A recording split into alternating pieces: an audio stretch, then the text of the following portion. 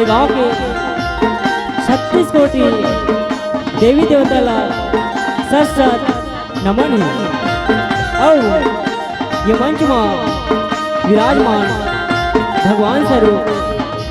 निर्णायक गुरु जी मल्ला और यहाँ बैठे दाई दीदी भाई बहनी काका लगा जरा बनला और ये धूरा माटी के खलिया नाने नाने लड़का मल्ला और बातें पर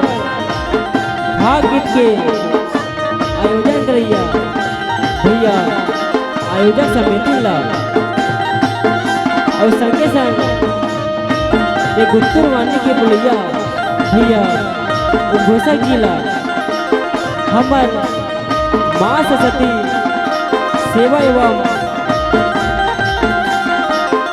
भाग मंडली कन्हारपुर के डहाल ले फागुन तिहार के